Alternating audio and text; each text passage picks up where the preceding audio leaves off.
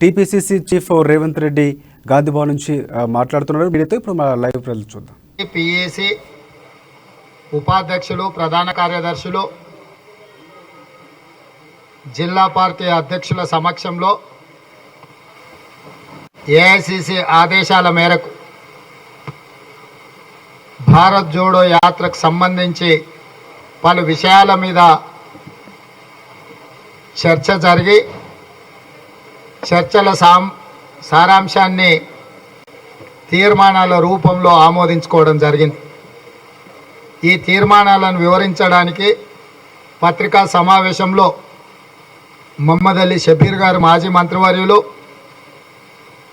మంత్రివర్యులు సుదర్శన్ రెడ్డి గారు, మాజీ పార్లమెంట్ సభ్యులు అంజన్ కుమార్ యాదవ్ గారు, మాజీ పార్లమెంట్ సభ్యులు డాక్టర్ మల్లు రవి గారు, చెరుకు సుధాకర్ గారు, శంకర్ నాయక్ గారు, GHMC Congress party floor leader Rajasekhar Reddy గారు అందరము మీడియా మిత్రులకు సమావేశ వివరాలను, తీర్మానాలను వివరించడానికి ఈ పత్రికా సమావేశం ఏర్పాటు చేయడం జరిగింది. తీర్మానాల సారాంశంలో సెప్టెంబర్ 7 నుంచి జనవరి 26 వరకు 3600 కిలోమీటర్లు కన్యాకుమారి నుంచి కశ్మీర్ వరకు రాహుల్ గాంధీ గారు భారత్ జోడో యాత్ర చేపట్టడం ద్వారా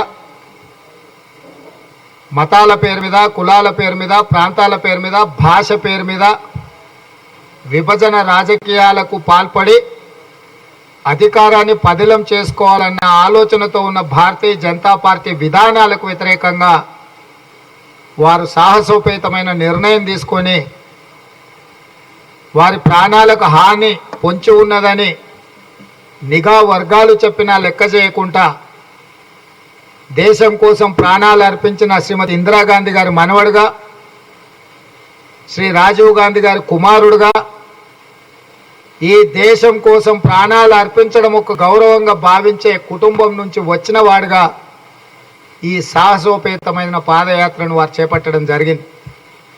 వారు ఇచ్చిన సందేశాన్ని, వారు పాదయాత్రలో తెలుసుకున్న సమస్యల్ని ప్రజలకు వివరించడం ద్వారా ఆ సమస్యల మీద కాంగ్రెస్ పార్టీ పోరాటం చేసి పేద ప్రజలకు అండగా నిలబడతామని విశ్వాసాన్ని కల్పించడానికి కార్యాచరణను ప్రకటించింది ఏఐసిసి. శ్రీ మల్లికార్జున్ ఖర్గే గారి నాయకత్వంలో డిసెంబర్ 4 తారీఖు రోజు సమావేశాన్ని ఏర్పాటు చేసిన తీర్మానాలను 100% తెలంగాణ కాంగ్రెస్ పార్టీ ఆమోదించింది. అందులో భాగంగా 15 నుంచి 19 లోపల రాష్ట్ర స్థాయి సమావేశాన్ని ఏర్పాటు చేయాలంటే ఈరోజు డిసెంబర్ 18 రోజు సమావేశాన్ని ఏర్పాటు చేసినాం. 19 నుంచి 24 వరకు జిల్లాలలో ఇదే విధంగా సమీక్ష సమావేశాలు పెట్టి సమాయత్త కార్యక్రమాలు నిర్వహించాలని ఆదేశాలు ఇచ్చిండ్రు. 19, 20 నుంచి 24 లోపల అన్ని జిల్లా కేంద్రాలలో ఈ సమావేశాలను ఏర్పాటు చేసి అందరికీ తెలియజెప్పే ప్రయత్నం చేస్తాం. 24 నుంచి 29 లోపల వివిధ మండల కేంద్రాలలో కూడా ఇలాంటి సమావేశాలను ఏర్పాటు చేసి ప్రజలందరికీ వివరించే ప్రయత్నం చేస్తాం కాంగ్రెస్ పార్టీ కార్యకర్తలు. ఈ కార్యక్రమాలను నిర్వహించడానికి ఉపాధ్యక్షులను జిల్లాల వారీగా ఇన్ఛార్జీలను నియమిస్తాము.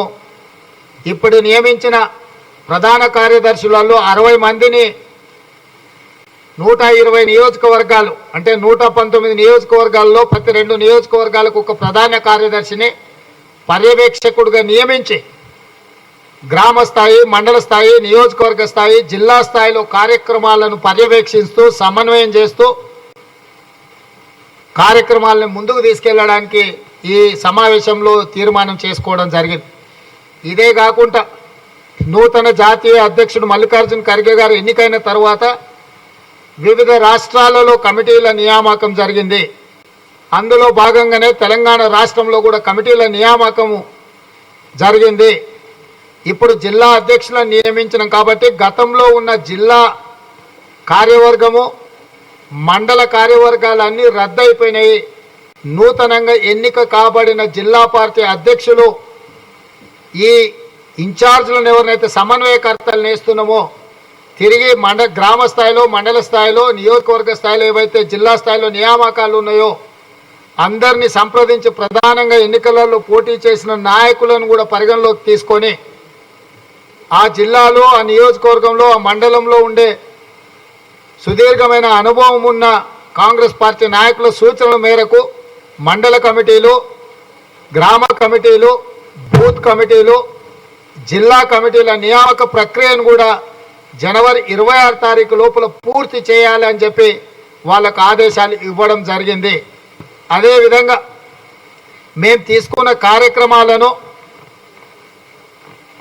ఒకటి భారత్ జోడో యాత్రకు సంబంధించి, రెండవది ప్రజలు అత్యంత తీవ్రంగా ఎదుర్కొంటున్నది ధరణి పోర్టల్తోని పోడు భూములు కానీ, అసైన్మెంట్ భూములు కానీ, పట్టా భూములను ప్రభుత్వ భూములుగా చిత్రీకరించి ప్రజల్ని ఏదైతే ఇబ్బందికి గురి చేస్తున్నారో, వేలాది లక్షలాది ఎకరాలను అక్రమాలకు పాల్పడి వేలాది కోట్ల రూపాయలు కొల్లగొడుతున్నారో ప్రభుత్వము, దీనికి సంబంధించిన అంశాన్ని కూడా ఇందులో చర్చించాలని పెట్టుకున్నాము.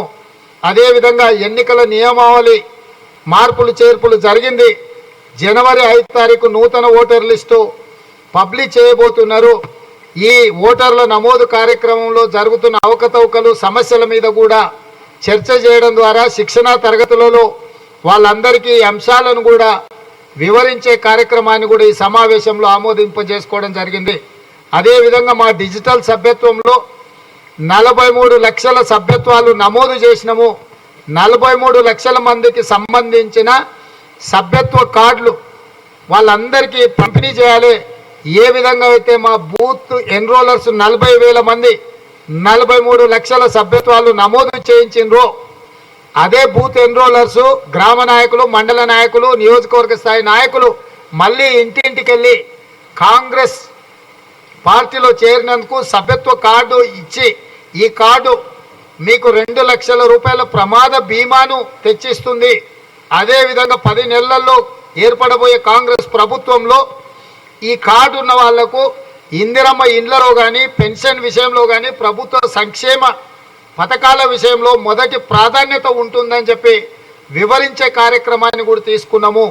అదేవిధంగా భారత్ జోడోకు సంబంధించి రాహుల్ గాంధీ సందేశము, నరేంద్ర మోడీ గారి వైఫల్యాల మీద ఛార్జ్షీట్ పాంప్లెంట్ల రూపంలో, అదేవిధంగా చంద్రశేఖరరావు గారి వైఫల్యాలు, బీఆర్ఎస్ ప్రభుత్వం యొక్క వైఫల్యాలను ఛార్జ్షీట్ రూపంలో ప్రజలకు ప్రతి ఒక్కరికి పాంప్లెంట్స్ ఇంటింటికి వెళ్ళి ఇవ్వడం జరుగుద్ది.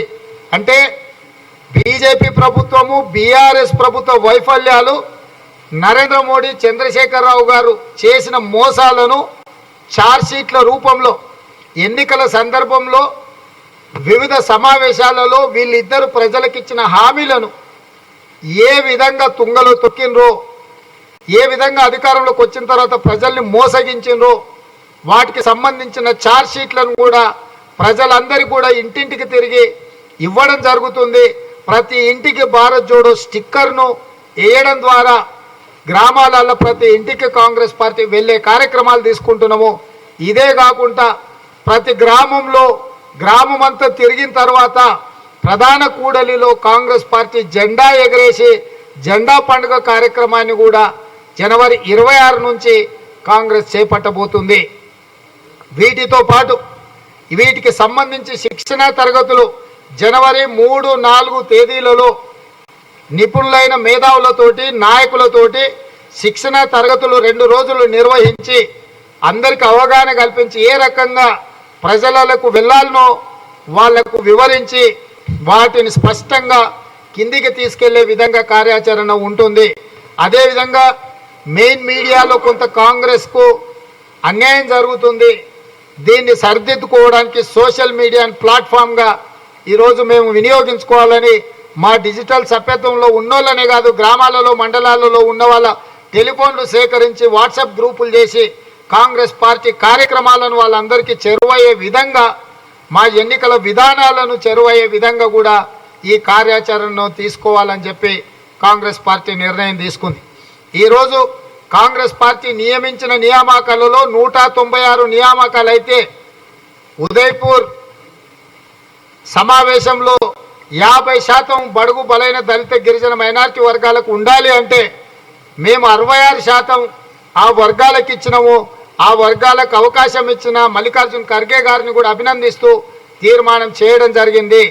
అదేవిధంగా రాహుల్ గాంధీ గారు దిగ్విజయంగా 102 రోజులు పాదయాత్ర చేసి దాదాపుగా 2250 కిలోమీటర్లు పూర్తి చేసుకున్న సందర్భంగా వారిని కూడా అభినందిస్తూ తీర్మానం చేయడం జరిగింది.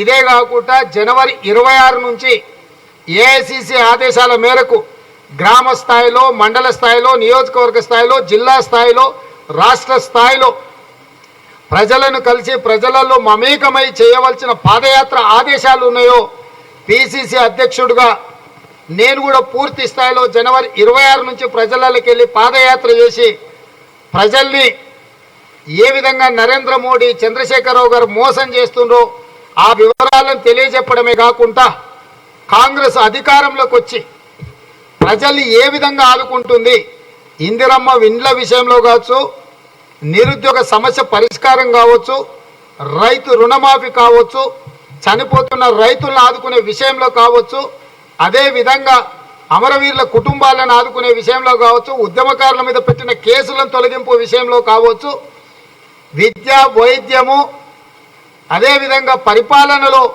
జరుగుతున్న అవకతవకలు తప్పిదాలను అన్నిటిని కూడా దృష్టిలో పెట్టుకొని కాంగ్రెస్ పార్టీ ప్రజలకు ఏం చేయబోతుందో స్పష్టంగా యాత్ర ద్వారా, యాత్ర ఫర్ చేంజ్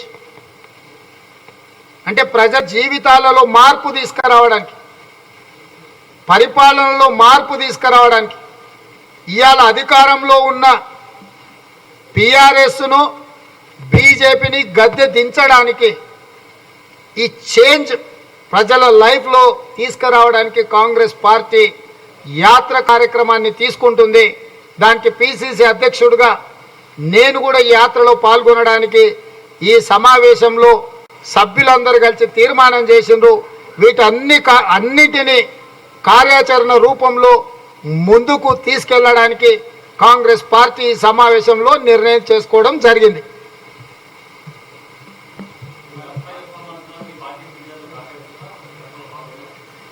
ఏఐసిసి ఆదేశాల మేరకు ఈ కార్యాచరణ తీసుకోవడం జరిగింది. ఇప్పటి వరకు మీరు చెప్తున్న సమస్య ఎక్కడ రాలేదు. ఒకవేళ మీరు ఏదైనా ఊహించి అడిగినా ఆ సమస్యల్ని పరిష్కరించడానికి అధిష్టానం, హైకమాండు అన్ని విషయాలను పరిగణలోకి తీసుకొని అన్నిటిని పరిష్కరించుకుంటూ ఏఐసిసి ఆదేశాలను అమలు చేయడం జరుగుతుంది.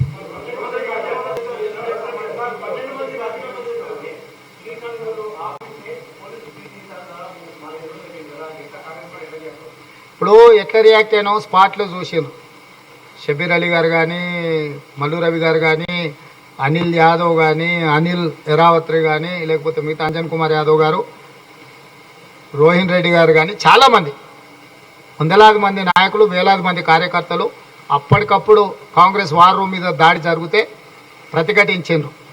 తెల్లారి కమిషనరేట్ ముట్టడి పెట్టారు. మా జగ్గారెడ్డి గారు, మా ముఖ్యమైన నాయకులందరూ, చెరుకు సుధాకర్ గారు అందరు కలిసి. అదేవిధంగా ప్రతి మండలంలో చంద్రశేఖరరావు గారి